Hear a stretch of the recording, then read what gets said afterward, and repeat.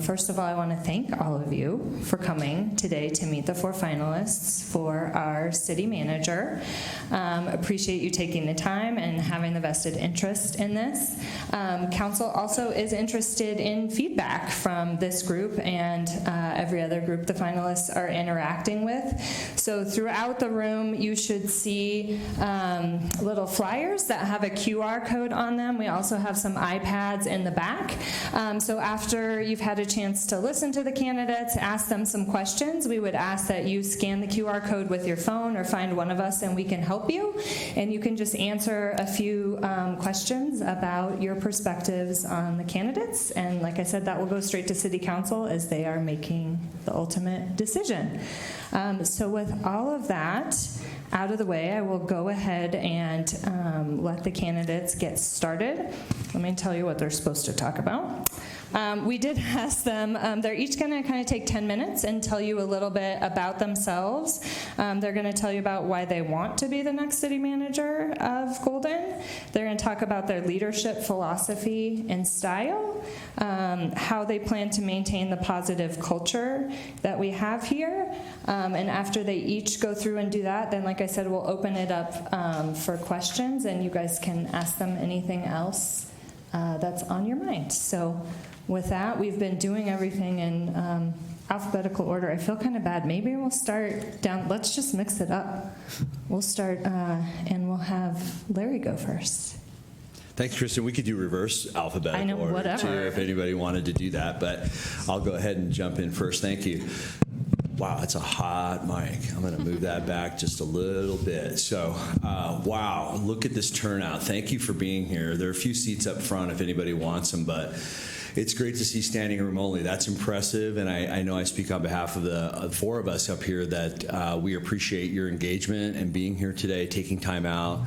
Your inboxes are filling up. Your calls are there. You know, things aren't happening that you'd otherwise need to attend to. So good morning. Thanks for being here. I'm Larry Dorr, and before I forget, I absolutely need to introduce my lovely wife, Leslie. Leslie, would you stand up and just wave a little bit? So thanks for being here. I love you. Thanks for supporting me and for being a part of this whole process. I needed to make sure and make that introduction, no doubt. I'm a deputy city manager at Westminster, Colorado. We are a thriving city of 110,000 residents, 1,100 employees, 6 fire stations. We provide parks, recreation, library services. We are a full-service city with a fully integrated water utility. And we've been doing some interesting things in Westminster. Our voters just elected to extend their open space tax for open space acquisition and for some park improvements. We're real excited about that. We just hired a fire chief, very excited about that. Our fire chief of 10 years and 43 years of service is retiring on Thursday, and we're very lucky to attract the fire chief of Savannah, Georgia, back to Westminster. We're very proud of that. We've recently updated and completed our strategic plan from our mayor and city council, which is our North Star, our roadmap going forward. I'm walking around with it in my jacket pocket all the time and doing that. I've been there since January of 2020 as deputy manager there. As you might know, our city is in 2 counties. We are about half of our city is in Adams County, the other half in Jefferson County. So we're familiar with working with 8 county commissioners, 2 sheriffs, 2 treasurers, 2 assessors, et cetera, and 2 public boards of health, which is a challenge as well, as you might imagine, but an opportunity as well.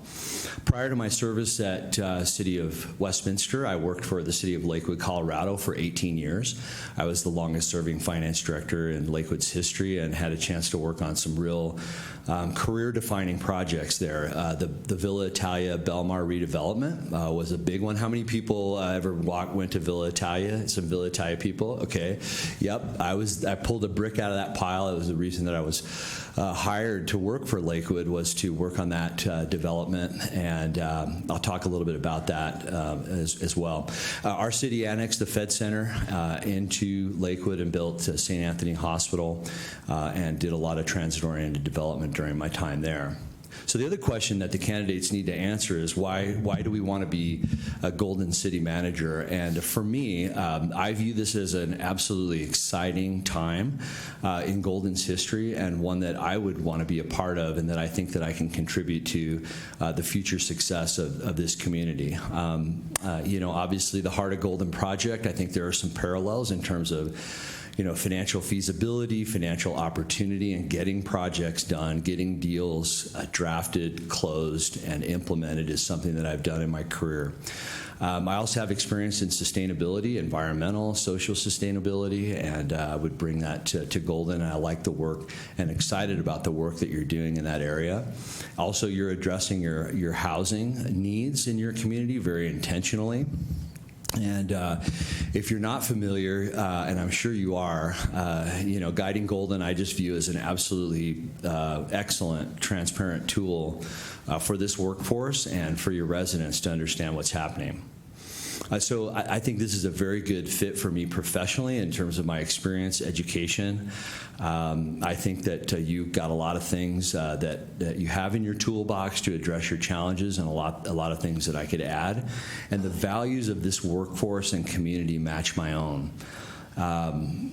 So I think that this council, this mayor and city council, believe that you're an exceptional and competent group of workers, and I can tell you that in every instance with everybody that I've talked to during my time here, and even during my 20 years of service in Jefferson County, the managers, the city managers that I've met in the past, and all of the workers that I've ever come in contact with here at Golden have just been outstanding.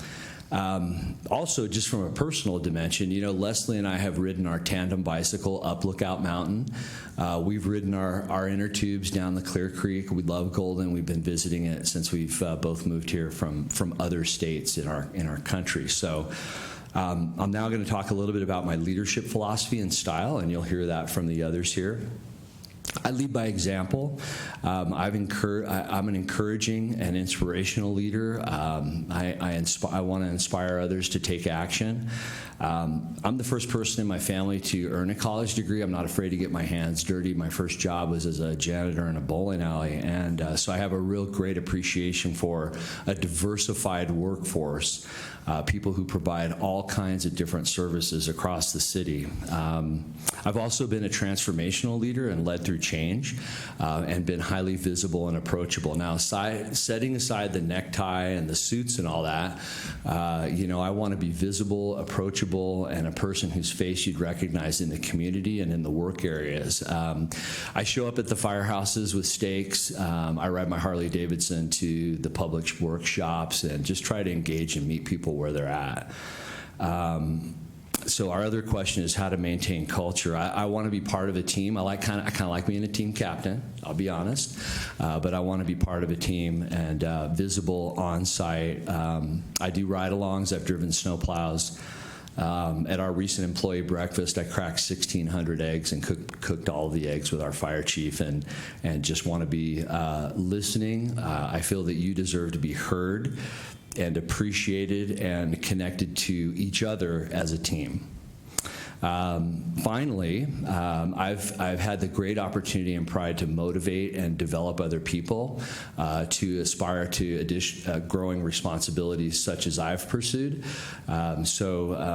Just as one example, I had a chance during my service at City of Lakewood to help a person achieve her master's in public administration. She went on to another role at another city and recently became the assistant manager of the year in the state of Colorado in our profession of local government management.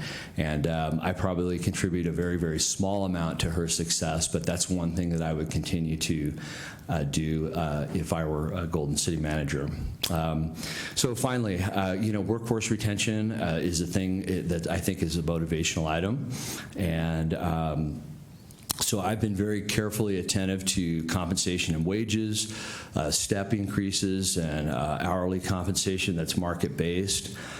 Committed to flexible schedules and leave time. I enjoy recognizing longevity. I was an 18-year person at Lakewood and very close to technically retiring, and so I know what it's like to be a new person in a new organization, but also a person that has longevity. So I think with that, I'll just close by saying I hope that you take pride in the work that you're doing for each other, with each other, and for the Golden community. Thank you.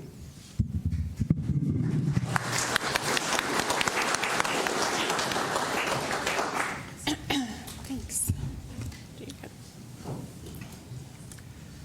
Hi, everybody. I'm Carly Lawrence. I'm really happy to be here with you all. I've had the privilege of being the deputy city manager, working with you all for the past 4 years, and I've really enjoyed that time. Before I worked for Golden, I actually worked for the city of Wheat Ridge, our neighbor, and worked in the city manager's office, working on budget and working with all the employees on how to budget for priorities and how to talk about the budget and how to get people excited about things they aren't always excited about. And also a lot with community engagement, so working with different boards and commissions, working with the community, and really trying to find ways to connect the community to staff. And sometimes I would really enjoy working with a community member who maybe had a negative opinion about government and working with them until they change their mind a little bit.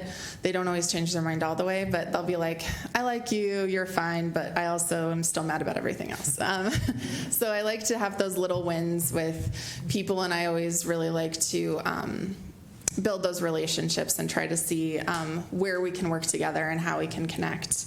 I've been able to work on some really great projects in Golden that I know a lot of you are familiar with, but Heart of Golden and the strategic plan, and I work a lot with City Council. But really in the last few months when I've been the interim city manager, it's been really great because it's felt really seamless for me. It felt like I was able to get right to work and move things forward and make sure that things were taken care of, and really look at some of the things that I've been listening and learning from you all for the past 4 years and put it into action, and think about what are some things that we could do to work together better to provide that interdepartmental work.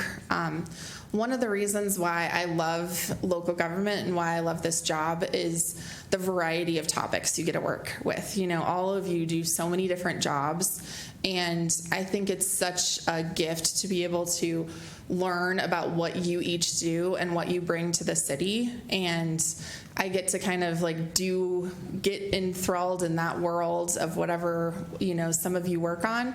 And then the next day I'm working on the next thing, and I get to learn from someone else. And so I really see the city manager role as being somebody that is connecting everybody together, providing kind of that big picture vision, but also really eager to learn from people and curious about people, and really just wanting to do what I can to support you all to do the work that you do. And so I think my leadership philosophy is really to be accessible. I want to be somebody that you feel like you can talk to whenever you need to. It's not a secret that city managers are busy and we have a lot going on. But even if I'm busy, I really want to be able to stop and be able to connect with the people that are really making the work happen in the city. And to me, that's just as valuable as, any of the meetings that I have to go to or want to go to. And so I really enjoy the ability to kind of stop, freeze time, and learn something new about a field that I don't know everything about. And so it's also about kind of being comfortable in that realm and being kind of ready to take on new things and interested in the people that do those things. I really believe in individualized leadership, so I like to learn about the people I'm talking to and really think about what they need and how I can help them best, because people are different. There's not just a one-size-fits-all way of leading people. And so I really, with the people that directly report to me, I like to really learn about them, learn about how they like to be communicated with, what they like to do, and engage with them on that level, because I've just really noticed that you can't just take one way of doing things and apply it to everybody.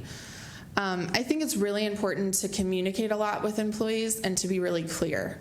I maybe don't always have a a message that everybody likes to hear, but I still want to tell it to you, right? I want you to be able to count on consistent talking to me, getting messages from me, getting information from me, whether it's good news or bad news. I want to be clear and consistent with all of you and make sure that you feel like you know what's going on. And I think there's more work to be done in that area to really make sure that we're doing the best we can to make sure that we're all on the same page. Transparency with the big picture, there's a lot of moving parts. We do a lot in the city, and I know you all work really hard on so many different items. And I think really communicating that big picture to you all and helping you all understand what's happening at different levels is the role of the city manager. The city manager should be a bridge between the community and city council and you all to help carry those messages. The things that I hear from you all, I need to carry to council to help them understand what our priorities are, what we're working on, and how we can incorporate their policy direction. And, the community, it's the same thing, trying to make sure that I'm helping share our messages to those stakeholders and that they really understand what the employees' world is like, what we need to say no to sometimes is really important, right? Because we have a lot going on and you all are working really hard every day.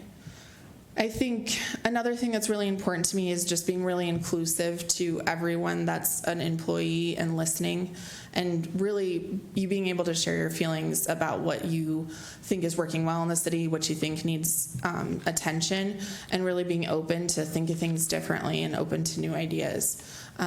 It's not something that I just say, oh no, we're not doing that, or oh no, that's not a good idea. I really want to hear from you all, and I think that a lot of you have worked here longer than me. A lot of you have been part of the community longer than me and have a lot to share.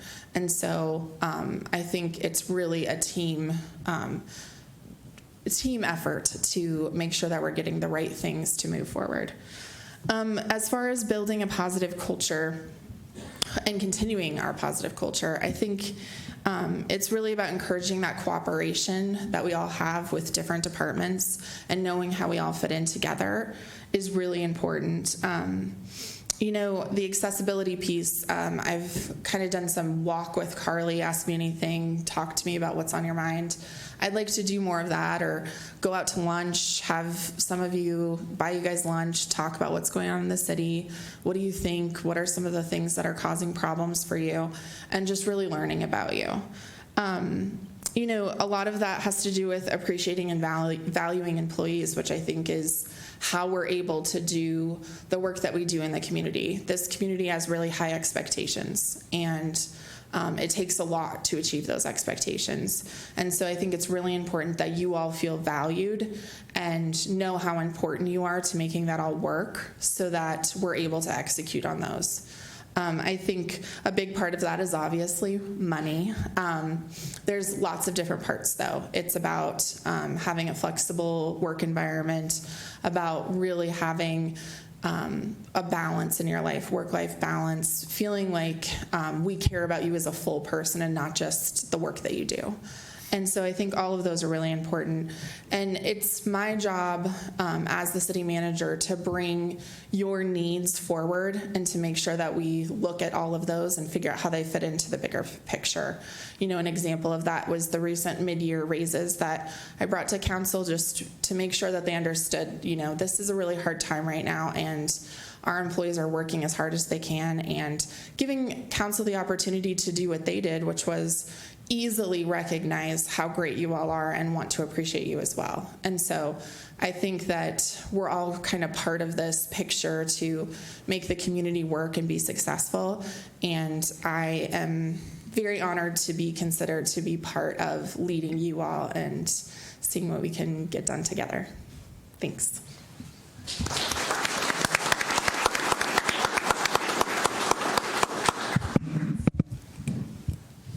Hello, everybody. I think that's working. My name is Scott Vargo. That's a glaring omission from yesterday's community meet and greet when I failed to actually tell everybody my name. So again, Scott Vargo. Thrilled to be here. Really excited to be considered for the Golden City Manager position. Thanks for the great turnout today. You guys showing up to be engaged and hear a little bit more about each of us and share some of your feedback with council as well about what you see as the right direction for the city.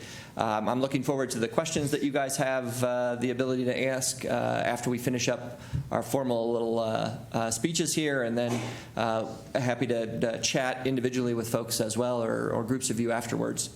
I'm currently the manager of Summit County, Colorado, an organization. We've got about 500 employees, about 30 departments, an annual budget that's a little bit over $140 million. I've been at the county since 1999. I've served in several capacities. I started off as the Human Resources Director, then moved into an Assistant County Manager role, and then for the last 6 or so years, I've been the County Manager. I think partly due to my career starting in human resources, I have maybe a special recognition that employees are really the engine that makes an organization run or could make an organization sputter. They're critical. You guys are all critical to the success of the city and to the community. I think it's necessary to show you routine appreciation, support you with the appropriate tools and resources to be able to be successful in your roles. I think it's important to have, for all of you to have clear, consistent expectations that we can measure and then be able to promote those successes. So internally, sharing what one department is doing with other departments, and externally as well, sharing with the community what you guys are doing. Oftentimes, the only things that show up in the newspaper are the bad things or the areas where it's contentious. And so trying to make sure that we're promoting all the good things that we're doing is really critical. I've been fortunate in my roles at Summit County that allowed me professional growth throughout my career. Again, moving beyond human resources, I've been responsible for capital project management. I've been responsible for IT and ambulance services, emergency management, communications, libraries, public health, human services, community development, transit, and public works, to name a bunch. The opportunity to manage all of those departments, to lead the directors of those departments and those diverse set of functions over the past 2 decades really provides me with a comprehensive understanding of local government management. I'm drawn specifically to the city of Golden Opportunity because I think it shares many of the same values and priorities that I embraced within Summit County. Preservation of open space, recreational amenities abound, a thriving small and corporate business community, an engaged and involved local community, one that addresses, proactively addresses growth and its impacts, supports the arts, works to preserve its history, improves opportunities for disadvantaged members of the community through diversity, equity, and inclusivity programs, along with education and assistance programs. It's a collaborative and a cooperative organization. I've spent over 2 decades in Summit County. My wife and I raised 2 daughters, mostly successfully, and those 2 daughters are mostly on their own. So it seems like it never quite ends, but it seems like it's getting closer. Summit County is always going to be a special place for me, but living in a tourist mecca, living at over 9,000 feet of elevation has some drawbacks. It's a very transitory community for much of the population. My parents, my in-laws can no longer visit because of the altitude. They can't be there safely. So that's a huge impact to us as a family. And the winters tend to last 8 or 9 months in a good year. And that can wear on a person both physically and emotionally. So my wife and I really believe that this position is the perfect opportunity for us to remain in Colorado. It's a true community, again, with similar values, recreational opportunities, shorter winters, easier access to many of the conveniences and amenities that are offered by a large metropolitan area that Summit County doesn't provide. There are a lot of other city and county management opportunities from towns like Frisco and Vail to Front Range cities like Arvada and Littleton to Larimer and Garfield counties. But Golden is unique and the only position that I've pursued. It is truly a gem. It really checks all the boxes for me. As an organization and as a community. In the weeks since I've been named a finalist, I've done a lot of outreach. I've talked to a lot of people. I've talked to a lot of people that know Golden, that know people that work within Golden or live within the area. And universally, the reaction when I've explained that I'm a finalist for this position has been positive. Positive about the city, positive about you all as employees within the city, and positive about the community. And that has just reinforced my level of excitement about this opportunity. The city itself is well regarded. It has a dedicated and professional staff. You as employees, by all accounts, seem to genuinely enjoy the work environment that's here at the City of Golden, and the ability for you to make a positive impact through public service. The community is engaged, and they're committed to making Golden and keeping Golden's character unique.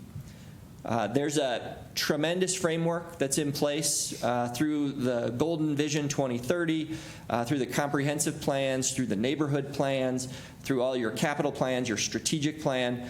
You've got a lot of partner agencies in the community, commissions and committees and nonprofit organizations that advise and inform the staff and the council regarding those plans, regarding sustainability efforts related to economic development efforts, parks and rec programs, all the art and culture programs within the community, and how to grow those and how to keep those things successful going forward, along with a whole list of other organizations that would just be too many for me to try to name right now. I will continue the work that's been accomplished in supporting the strategic planning efforts and visioning while providing a fresh perspective and insights into how we could perhaps improve or accelerate some of those priority projects, reaching out to each of you, talking to you about any barriers that you may have encountered in moving things forward, or things that weren't considered when those priorities or those projects were identified, so that we can work to remove those barriers or move in a different direction. And then work with the council, of course, to try to understand if we're still on track, if the community still believes the priorities that have been identified remain the priorities, or if something has shifted. I've got a proven track record as a successful manager and a leader of a large organization. My successes include many innovative collaborations and partnerships with private, nonprofit, and public agencies, including the local chamber, the restaurant associations, the builders associations, all of which were really highlighted during the COVID-19 pandemic, where we all had to come together as a community to address the incredible economic impacts that COVID was having, along with the public health crisis. Successes include early childhood education, quality and capacity initiatives, healthcare development and affordability projects, open space protection and management, state and local transportation projects, public facility development, project management and financing, public health initiatives around nicotine and youth substance abuse, as well as mental health concerns, and pandemic response and recovery. We've implemented sustainability programs from zero waste initiatives at the landfill that the county operates. We've put in EV readiness programs within county government as well as within the community as a broader goals, solar incentives, and local building code adoptions. The county's been a leader in wildfire preparedness, response, and mitigation through its routine of exercises, through community chipping and grant programs to try to remove some of that fire start material from within communities, Forest Service partnerships to fund mitigation projects and increase on-the-ground education and enforcement staff. The biggest challenge in Summit County is workforce housing. We have a multi-pronged partnership approach that includes land banking and development projects, as well as developing deed restriction, purchase programs, and short and long-term rental incentive programs, as well as code changes that are intended to increase or better incentivize private development of workforce housing within the community. All of these experiences and skills will serve me well in maintaining and building upon the city's successes and meeting the community's and council's goals. My leadership approach is centered on empowerment and enjoyment. I find that with more autonomy and more responsibility, employees thrive. They're more productive, they're more fulfilled professionally, and more committed to the organization. I believe this is a great match for the culture within the City of Golden and the community in general. My goal as a city or county manager is to actively engage with the community, listen to their input, work closely with council and staff to develop priorities and projects that build upon successes while learning from our failures. As an organization and a community, we have to be willing to try new things. We have to be able to take risks. We have to accept that we're likely to make mistakes along the way, but by encouraging new ideas and new approaches, we can be nimble and we can be creative in continuing to make Golden a wonderful community and the city a model for other local governments. I want to thank you again for attending. Thank you for taking the time to hear about me and the other candidates, and again, for including me in this process as well. Thank you.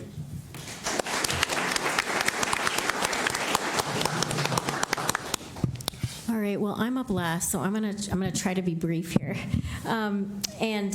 We probably could all give each other speeches for each other at this point.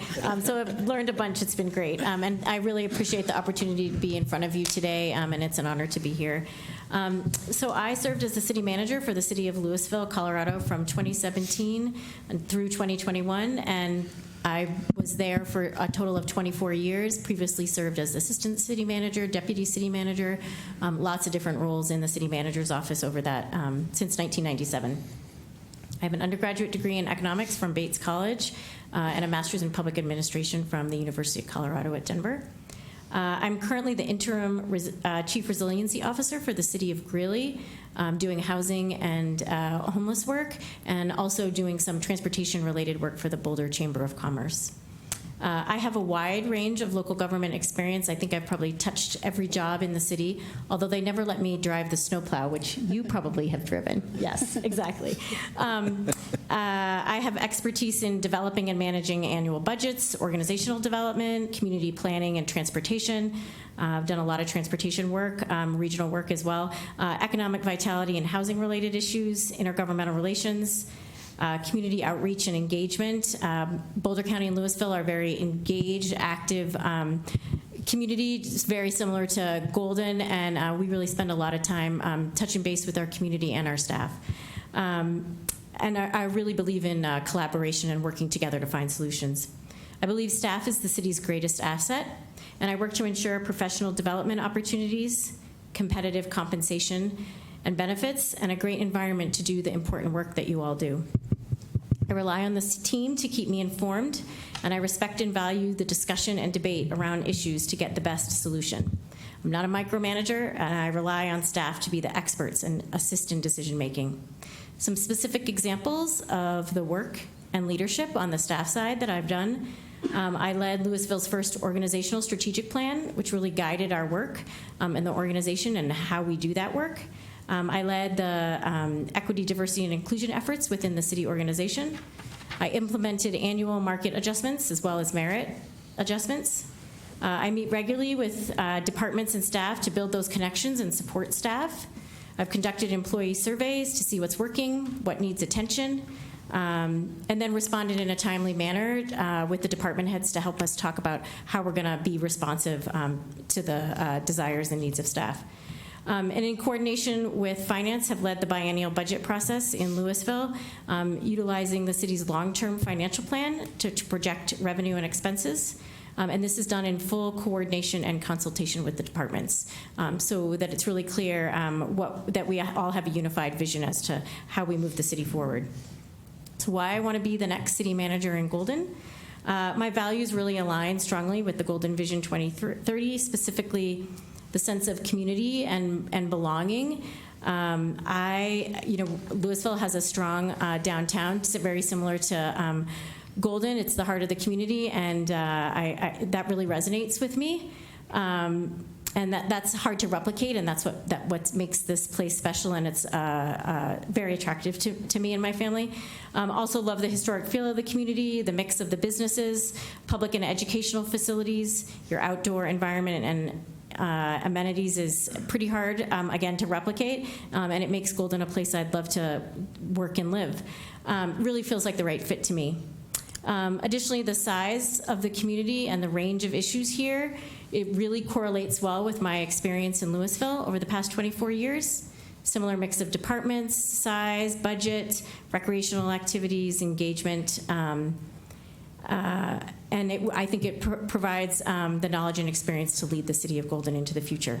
So I would really be excited to apply my skills and expertise in Golden.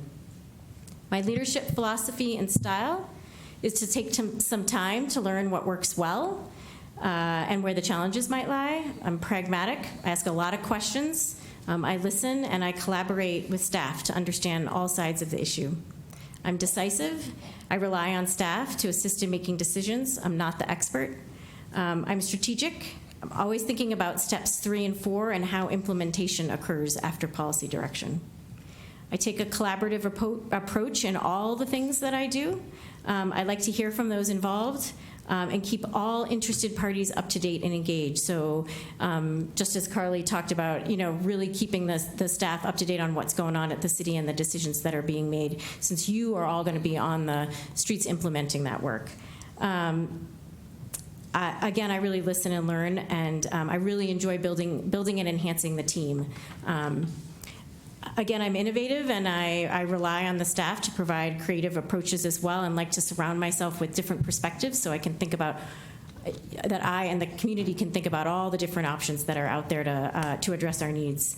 I'm engaged. I really like to connect with the staff. I really like the size of this community. I feel like it allows me to build one-on-one relationships with staff that I think can be harder in larger communities. So again, feel like it's a really good fit for me.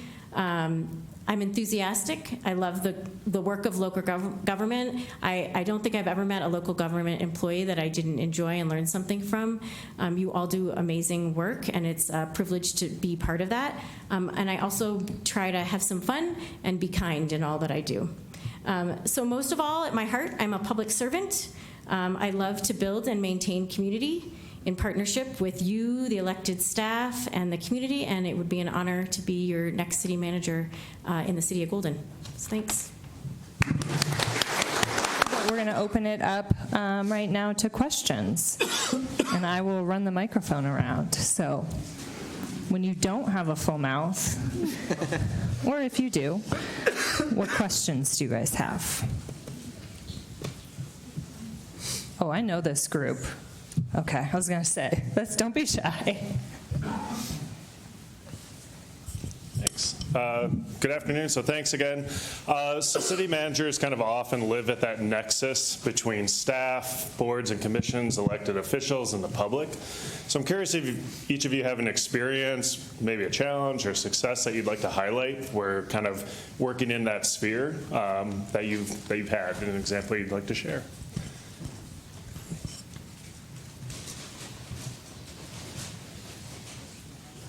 Kristen, you should call on us because we'll just I know. be too polite. All right, why don't you go because you started talking Okay, first. I'll do that. Thanks for the question. We'll just go down and then back and then down. There you go.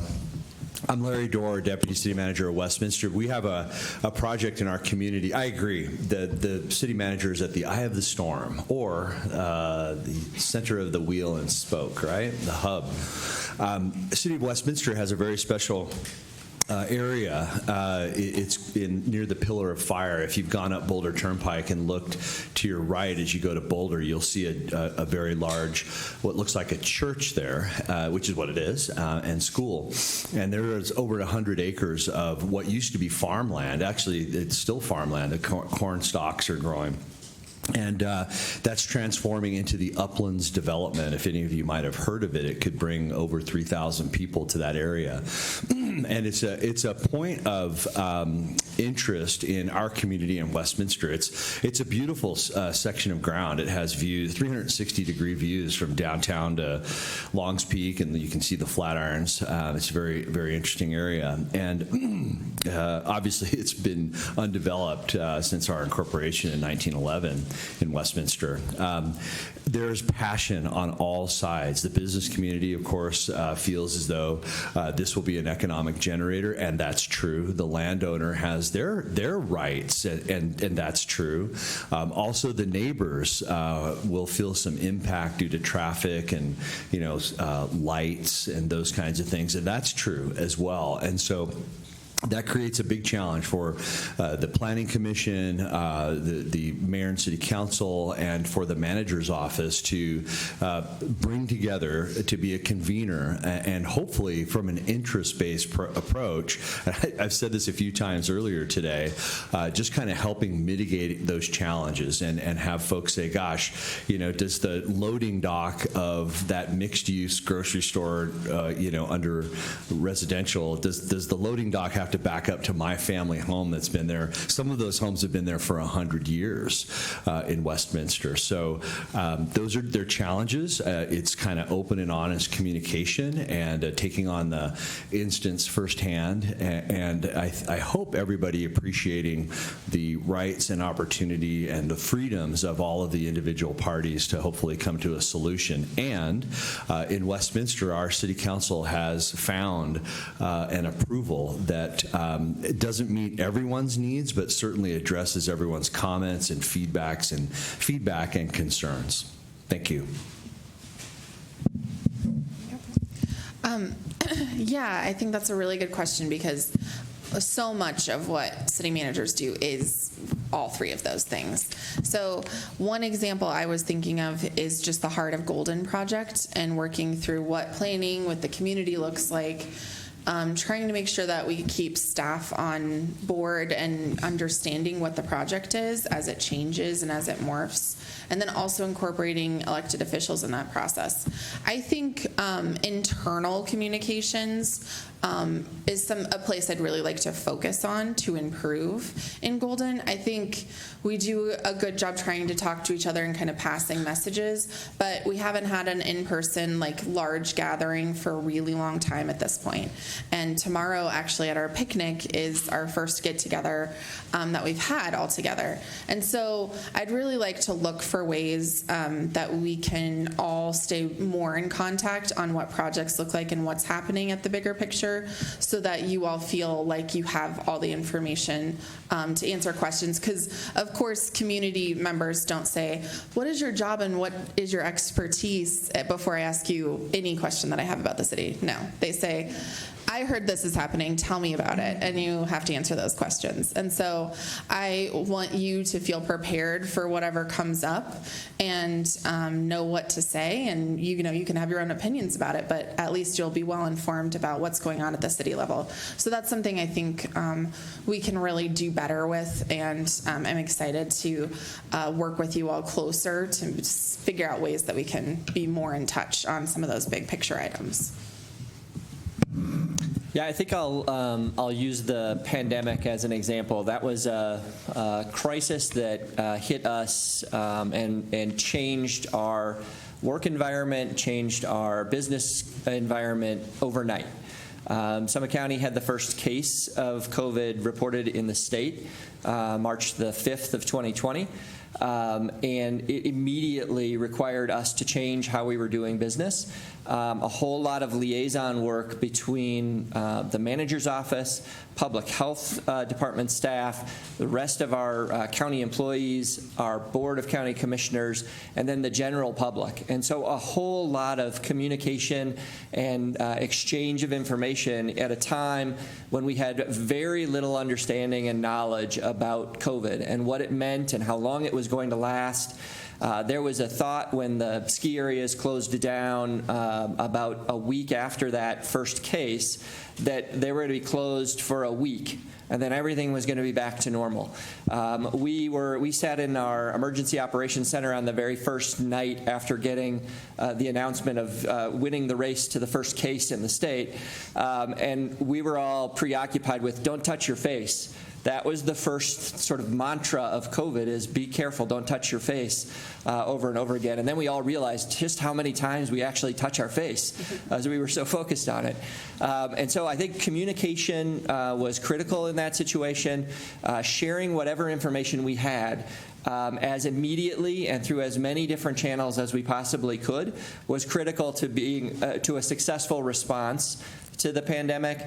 And then again, working to actively engage as the manager with the Board of County Commissioners that are also serve as the Board of Health within Summit County, because they're the ones ultimately that are going to make those decisions about all of the restrictions, all of the public health programs that are going to be put into place.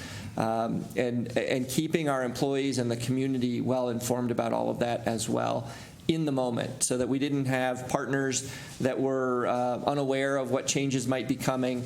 And always with everything that we put out, almost a disclaimer that the situation is fluid and what we're telling you today may be different tomorrow. And that was an incredibly difficult message for us to deliver. And we all had to be unified from the county employee perspective through our elected offices. We all had to be on the same page. So it was really critical to have a good communication approach in place. So I'm going to give an example around affordable housing. Louisville had since the 1970s their own housing authority, which is pretty unusual for a community our size. And the city council was a few years back was concerned about not being responsive to building additional affordable housing in the community. We had 116 units that weren't greatly maintained and needing some upkeep. Didn't really have the debt capacity or the knowledge among city staff to really build additional units and finance that. So the county had been doing some contract work for us, and we went to them and decided to ask if we could transfer our assets and liabilities to the Boulder County Housing Authority. So council was excited, but at the same time, it's always hard to give up your assets, and the community had some concerns about that, and so we really talked about what value that would bring, and in doing that, we signed an IGA with them that they would build 15 new units within 5 years. And actually, they built 200 units within the next 5 years and built the Kestrel Project in Louisville, which is senior and family units, again, about 200. So it was, and also, they also agreed to maintain in perpetuity the additional 116 units. So there were some upgrades. And so, this is the work of the county, and the County Housing Authority has a lot more ability to do that. So it was a great partnership, and I think the community was really excited to see a new project and affordable housing additionally provided in Louisville. Council felt they had been responsive to the community, and Boulder County continues to support the regional approach to affordable housing in the county. So it was a win-win everywhere, and it was great to see that project be built. Thanks. Great.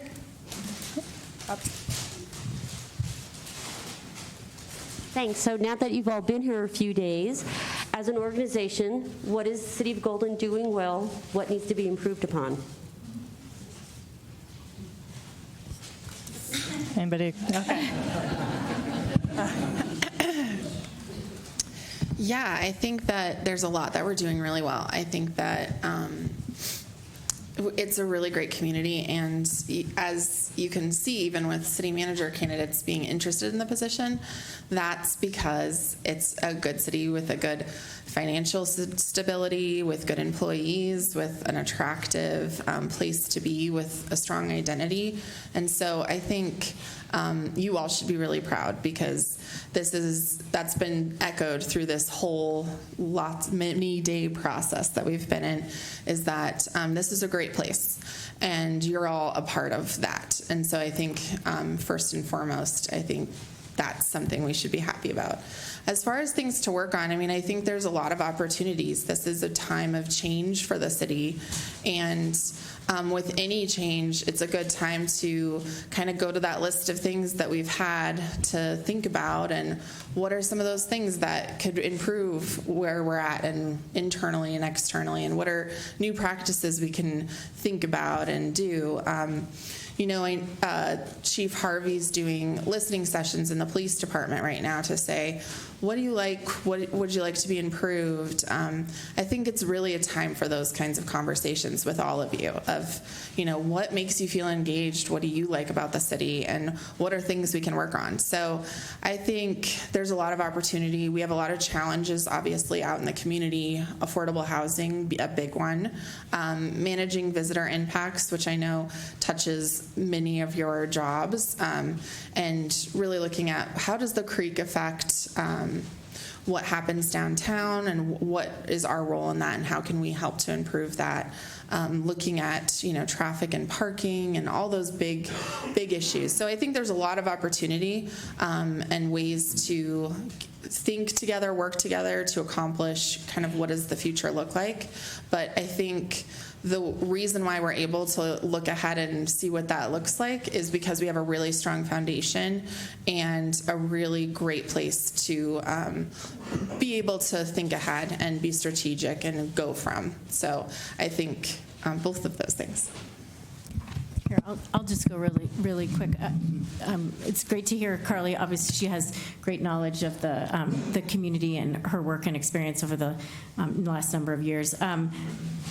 Again, consistent with what she said, you have great finances, you have a great sense of community, engaged community that really wants to be involved, and a great staff to get the work done. And so those are all things to continue to build on. Again, in terms of challenges and opportunities, you know, financial stability, sustainability long term, so that we can continue to provide the services that everybody expects and adores. And then, you know, emergency management. I think that's a big issue into the future. Whether it's a pandemic, whether it's a flood, whether it's a fire, all those things, we need to be prepared and ready to address those things. Climate change, and then affordability as well. How do we continue to make our community accessible and available for everybody on that housing spectrum? So those are my thoughts. Thanks.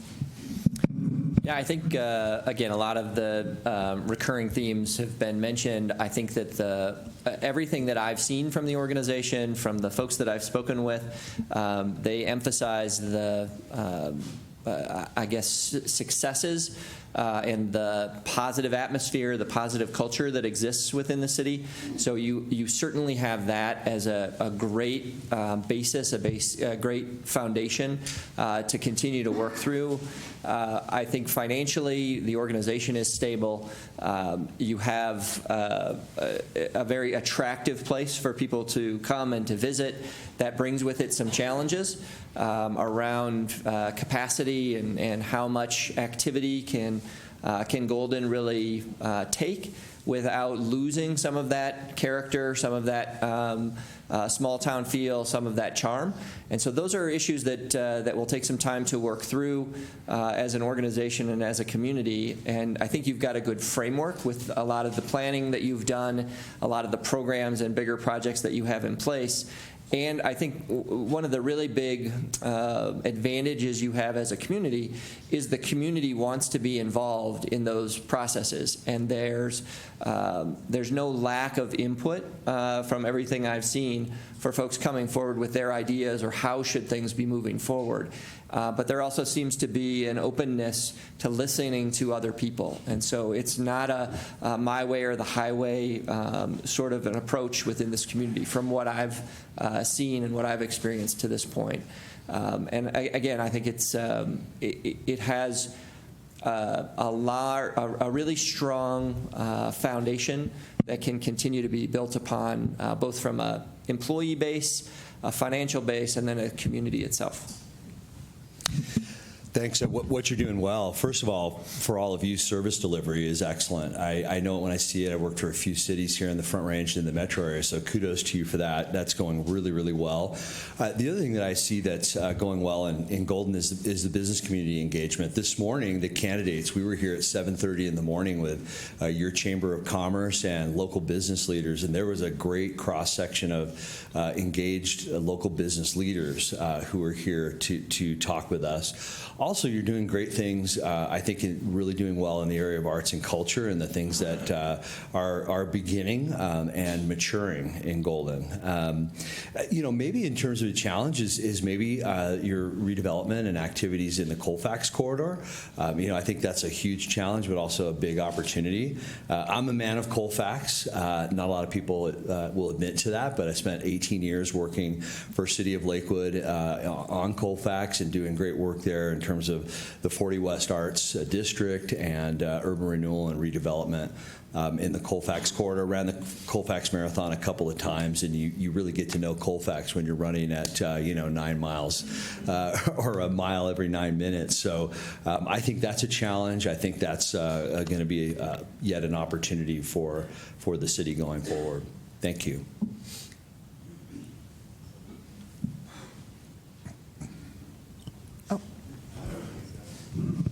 For the recording, there's a recording, so they're going to make me. I know. So with the citizens of Golden, you have your squeaky wheels that like to go and run to council. How would you guys deal with those people if it's not right?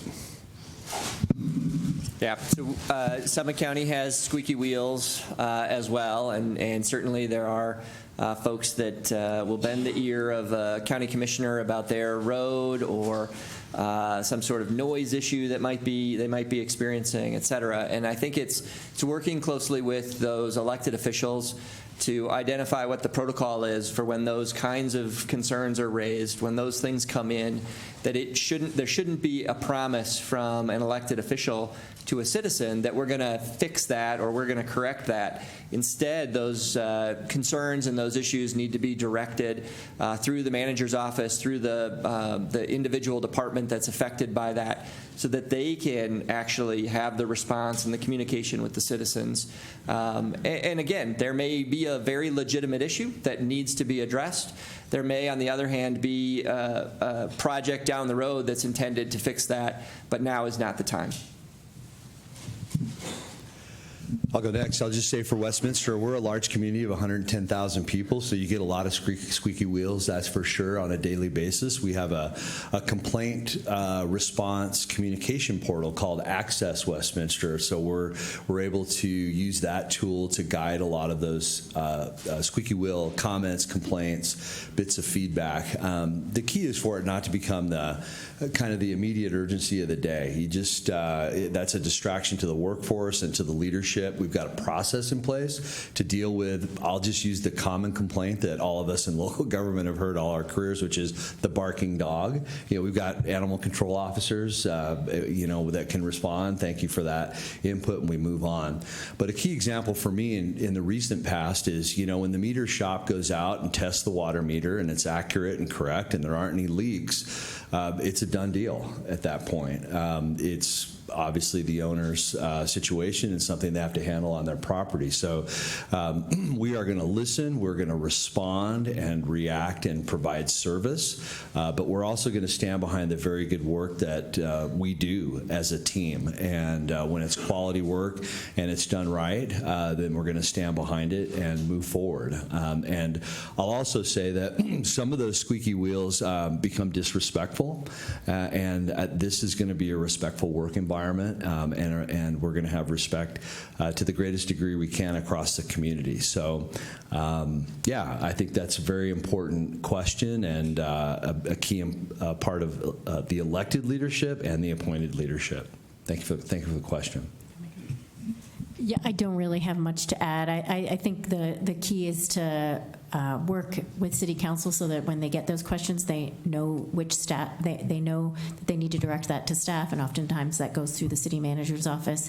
But make no promises, and that they're not going to, they're going to direct folks to staff to help them assist in addressing their issue. Yeah, the only thing I'd point out about your comment was that you said they have a complaint and it's not right. And so I think that's a major difference, just in the fact that sometimes squeaky wheels have a point. Every now and then they bring up something that we agree with or can see some room for improvement. And so some of those can be addressed and helped. But when it's really something that's out of left field and not something we agree with, I think, being an advocate for staff and standing up for staff is part of our job. And then also, what the others have said, just not making promises, delicately dealing with it if it's public, but working through those and making sure that we stand up for staff if that's the case. Just popping up everywhere. First of all, thank you guys for coming. My name's Janet McCubbin. I do the affordable housing policy work here at the city, but that's not what I'm going to ask you about. I'm going to ask about employee retention. It's a big issue for our council. Could you give examples of how you would address employee retention if you are the city manager of Golden? I can start. So I think, you need to have competitive wages, and I think you need to do market adjustments and look at compensation annually. When I first was the interim manager in Louisville a number of years ago, we hadn't done market adjustments in a number of years, and and then that's a big hit. You're going to pay for it somewhere, so you should be paying your employees the wage that they earn. So continually and annually looking at what that competitive wage looks like. Annual market adjustments also merit. I think in Louisville we. So Eldora Mountain is near us, and so during the winter we had a lot of folks that worked there and then came to work for the city of Louisville during the summer in our parks, maintenance, golf course. And so looking for opportunities to be creative around flexible schedules, different work connections. So being creative about opportunities to how you can engage and attract workers, and building a culture. I think that's it sounds. I mean, everything we've heard suggests strongly that you have a great culture here. So continuing to build on that so that people want to work here. It's not always about compensation. So also recognizing employees and the work that they do on a continual basis, and gathering and celebrating together our successes. I think sometimes we just talk about our mistakes, and it's easy to forget. We just move on because we have the success and we move on. And I think it's really important to celebrate our successes as well. Yeah, I would agree with a bunch of what Heather just said. You have to have the baseline compensation issue settled, so you have to continue to look to the market and understand what sort of pay adjustments are necessary on a regular basis. You have to take advantage of that positive culture that exists within the organization. I think that something that sometimes goes overlooked is just a regular, routine, common recognition and appreciation of one another. So whether you're a peer that's working with somebody, or you're a supervisor or a manager, just routinely patting people on the back, congratulating them on a job well done on a day-to-day basis, those things go a long way. Giving some level of recognition to folks when they've completed a big project or a department has met some sort of a goal, having the city council recognize those folks in a newsletter or in an article that gets pushed out to the local press. Getting folks that recognition and appreciation on a regular basis doesn't have to cost a lot, but it really goes a long way in building that culture and maintaining that positive environment, which just breeds upon itself bringing people into the organization rather than pushing them out. And so I think that there's, again, baseline compensation has to always be addressed. Affordability within the community needs to be addressed, but appreciate one another and do it every single day.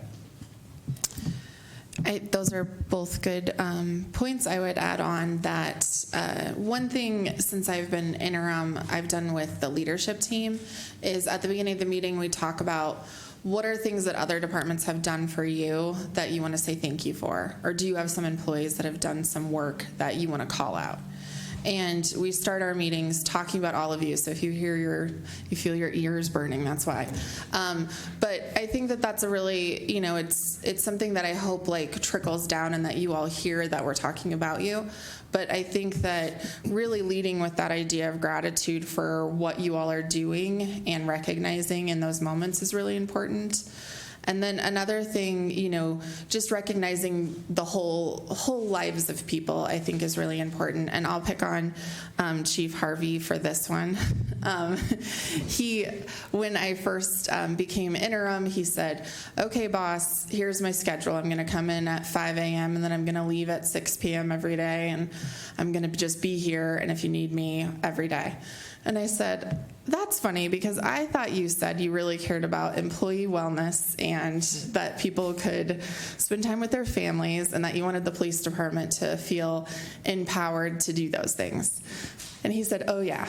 And I said, "I think you should probably do a little less of that and be a little less available and maybe take care of your own life." And he said, "Okay, got it." And so I think having those conversations, with all of employees, and, sometimes you have to do work to support that. As another person at work, you have to figure out ways that you can help your colleagues to support their balance in their life, but that we're all doing that for each other and that we all respect that about each other is really important. And I think that makes people feel valued and want to be a part of a place. Thank you. In addition to so many of the things said, I'll just talk a little bit about my work at Westminster recently. We had a wage freeze during COVID. We went back now and we've caught up all 158 employees who did not have a step increase during that period. We know how important that is culturally to those individuals. As we're hiring new people, they're a little bit too close in the step program, so we needed to change that, and that took courage to do. We're now examining an increase for our hourly and seasonal employees. We'll be doing something across the board. We have hiring and retention bonuses as a city. We're offering a 5-figure bonus for our law enforcement attraction. Flexible schedules, we offer Tuesday through Friday, Monday through Thursday, 9:80, or Monday through Friday, 8 to 5 for our professional workers. We added 40 hours leave to everyone's bank. Full stop. We just needed people to have leave. We're also offering 40 hours leave for our newest employees as well, so that folks who come aboard and start with us have leave right out of the gate should they have a need to do that. We're also really getting into our employer longevity and recognition. In our city council chambers, when you hit 10, 20, 30 years of employment, we've got a few with 40 years, you're invited to the city council, you receive a plaque and some cash, and a longevity pin if you're a lapel pin person. And so we want to recognize longevity at Westminster. We're doing denim professional casual. That's a hard thing to describe, but and also you know it when you see it, but you can wear denim in our workplace every day if you want. We know that people love that because we surveyed them, and people love it. In fact, I had one employee tell me that I didn't have to give her a raise because she just wanted to wear denim in the workplace, and I asked her to record that on video, and she declined. But those are big things. We've increased field training officer pay. We have an employee medical clinic, so at our recreation center, you and your family members in Westminster have the opportunity to come in and receive prescriptions, get checked out for a cold, or other basic services. So that employee medical clinic is just so huge to our attraction and retention. And then finally, I'll just say the little things, and Scott touched on this, is for the Avalanche game 1, I got the idea that at our municipal courts I was going to cook a pot of chili and dust off my Sakic jersey, and I challenged our judge to make a pot of chili. He did. He won the cook-off, but we had some fun and obviously won game 1 out of the box. So those little things that create culture and have a little fun in the workplace are things that I like to do, that I think is meaningful in creating culture and will attract and hopefully retain employees. Thank you. Hi. Excuse me. I'm Teresa Worsham. I'm in the sustainability office for the city. So my question is about You've learned by now that Golden's citizenry and public are pretty demanding and expect a high level of performance from all of us. I think all of our departments are pretty busy and are trying to be innovative with the resources that we have. There's always a lot more demand for services than we're able to kind of juggle. So my question, whether it's we need more lifeguards or we need more trash services in the parks and recycling, how do you balance, and what's your philosophy a little bit more about how you balance the community values and what their expectations are for staff and the resources that we have available, knowing that we're not all core services, police and fire, water, sewer, but we're kind of a comprehensive group of staff and departments that kind of serve the community well. So, thanks. I don't know who's up. Me? Sure. Great. Thanks. Go. I think that's a great question and is absolutely valid concern to raise. The level of expectation for services continues to grow. Some of the resources and opportunities to deliver those services continue to be challenged. And so I think it's important to have those conversations with council. We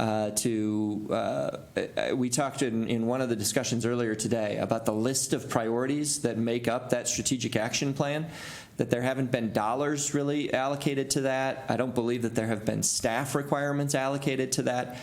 And you can't successfully accomplish all of the things on that list at the same time, especially while you're trying to deal with some of the day-to-day kinds of expectations growing. And so it's working with council, working with the management team, working with the staff to really identify what are the priorities and where are we going to put the resources that we do have, and communicating with the community about what the limitations are. Setting expectations with internally and externally is critical. And it won't be a big shock or surprise to the community in general that there might be resource demand issues, because they're dealing with those same things in their day-to-day business, in their operations. Doesn't mean they'll accept it, but it won't be something that is foreign to them. They're dealing with those same sorts of issues. And so how do you work with the community to reset some of those expectations and work with the council to not overpromise so that we end up under-delivering? Yeah, I would add, I did improv when I was in high school. I'm not going to do it right now, so don't get nervous. But one of the rules of improv is yes and. And I think it's kind of a skill and a balance of saying, yes, and this is what that will take, and this is what that looks like, and this is the time frame it can be accomplished in.